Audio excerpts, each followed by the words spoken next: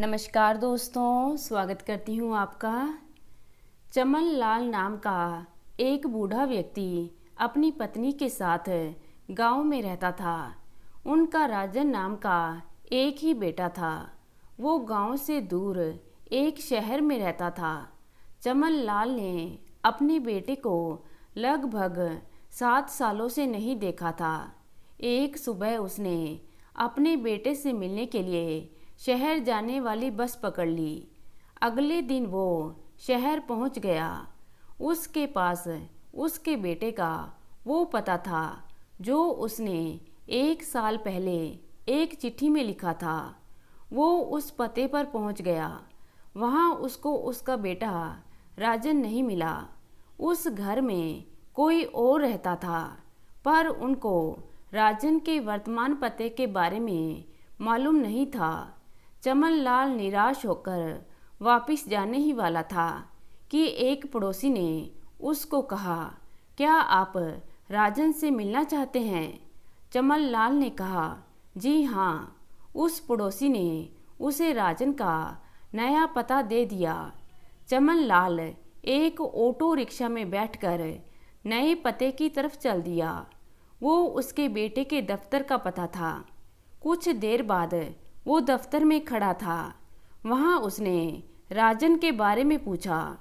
वहाँ बैठे व्यक्ति ने कहा, क्या मैं जान सकता हूँ कि आप राजन साहब से क्यों मिलना चाहते हैं? चमन लाल ने कहा, जी वो मेरा बेटा है। उस व्यक्ति ने राजन को उसके पिता की आने की जानकारी दी। राजन तो बहुत ही हैरान हुआ, पर उसने कहा, उनको जल्दी से मेरे दफ्तर में ले आओ। अपने बेटे को देखकर चमन लाल की आंखों में आंसू आ गए। राजन भी बहुत खुश था, पर उसको कुछ गलानी महसूस हो रही थी। दोनों ने एक दूसरे के हाल चाल के बारे में जाना। चमन लाल ने बेटे से कहा, बेटा, तुम्हारी माँ तुमको बहुत याद करती है। क्या तुम अपनी माँ से मिलना नहीं चाहोगे? क्या तुम कुछ दिन के लिए मेरे साथ गांव चल सकते हो?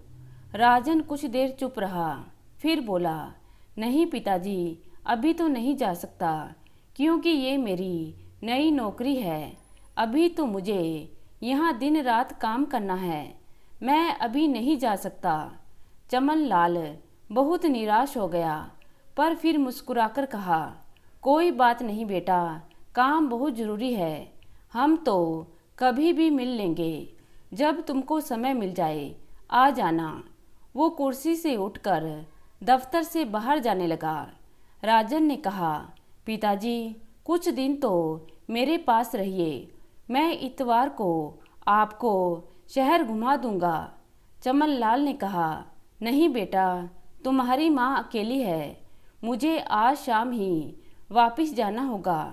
राजन अपने पिता को दफ्तर से बाहर जाते हुए देखता रह गया। कुछ हफ्तों के बाद राजन सोचने लगा कि उसके पिता इतने वर्षों के बाद उसको मिलने क्यों आए थे। उसको गलानी होने लगी कि उसने इतने वर्षों तक अपने माता पिता की कोई सुध नहीं ली थी। अगली सुबह उसने गांव जाने का निर्णय कर लिया। उसके पास अपनी कार थी। वो सुबह सुबह ही घर से निकल गया। उसने कार अपने घर के सामने रोकी। उसको बहुत आश्चर्य हुआ, क्योंकि उस घर में तो और ही लोग रह रहे थे। राजन उसी घर में पला और बड़ा हुआ था।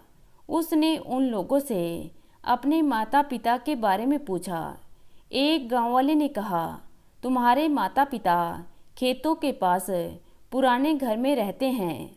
राजन ने अपनी कार को वहीं छोड़ दिया और खेतों की तरफ दौड़ पड़ा। राजन ने देखा कि उसके माता पिता उनके पुराने खेतों के पास एक छोटी सी झोपड़ी में रह रहे थे। उसके पिता झोपड़ी के बाहर एक खटिया पर लेटे थे। राजन को देखकर वो तुरंत खटिया से उठ खड़े हुए। राजन ने तुरंत आगे बढ़कर उनके पैर छुए और उनको अपनी बाहों में भर लिया। पिता पुत्र दोनों की आंखों से आंसू झड़ने लगे। उसकी माँ ने भी बाहर आकर राजन को गले से लगा लिया। चमन लाल ने मुस्कुराकर कहा, बेटा, जब तुम कॉलेज में पढ़ने के लिए शहर गए थे, मैंने बहुत पैसे ऋण पर लिए थे। तुमको हर महीने पैसे भेजने होते थे। मैं ब्याज नहीं दे सका और रकम बढ़ते बढ़ते बहुत हो गई। 4 साल बाद जब तुमने मोटरसाइकिल मांगी, मेरे ऊपर पहले से ही ऋण था। मैंने अपनी ज़मीन गिरवी रख दी और पैसे तुमको भेज दिए। अब 7 साल हो गए, ना तो मैं ब्याज दे सका और ना ही मूल। ये तो यहाँ एक छोटी सी झोपड़ी बना रखी थी, वही काम आ गई। राजन बोला, पिताजी, माँ, अब आप लोग मेरे साथ रहेंगे शहर में। मेरे पास इतना बड़ा घर है, गाड़ी है, सब कुछ है। मैं ये ज़मीन और हमारा घर भी छुड़वा लूँगा। आप बस तैयार हो जाइए। मैं आज ही पैसे मंगवा लेता हूँ। आप पैसे देकर हमारा घर और ज़मीन छुड़वा लो। चमन लाल और उसकी पत्नी की आंखों से आंसू गिरने लगे। माता पिता ने आगे बढ़कर अपने लाल को अपने सीने से लगा लिया। राजन ने कहा, गलती मेरी ही थी। मैंने सोचा कि आपके पास खेत है, फसलों से काफ़ी पैसा आता होगा, पर मैं ये भूल गया कि सारा पैसा तो आप मुझे ही भेज देते थे। मुझे माफ़ कर दीजिए पिताजी। राजन ने झुककर अपने पिता और माँ के चरण स्पर्श किए और उनका आशीर्वाद लिया। कुछ ही घंटों बाद उसके माता पिता उसकी कार में शान से बैठे शहर जाने के लिए तैयार थे। सभी गांव वाले चमन लाल को बधाई दे रहे थे। राजन की माँ की आंखों में एक गर्व से भरी चमक थी। उसने अपने पुराने घर के पड़ोसियों से कहा, बस कुछ दिन शहर में रहकर हम अपने घर वापस आ जाएंगे और फिर घर को नया बनाएंगे। अब बेटे की शादी भी तो करनी है। गाड़ी चलाते हुए राजन बहुत ही संतोष महसूस कर रहा था। उसके माँ बाप पीछे की सीट पर बैठे अपने आप को किसी राजा रानी से कम महसूस नहीं कर रहे थे। तो दोस्तों, माता पिता तो बच्चों को हमेशा ही देते रहते हैं, पर बच्चे ही हमेशा अपने माँ बाप को भूल जाते हैं।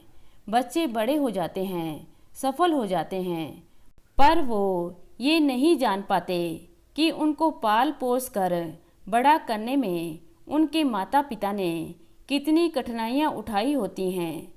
आप जितने भी सफल हो जाएं, पर अगर आपकी सफलता का सुख आपके माता पिता ने नहीं भोगा तो सब बेकार है। तो दोस्तों, कैसी लगी आज की कहानी? उम्मीद करती हूँ कहानी को पसंद करेंगे। धन्यवाद।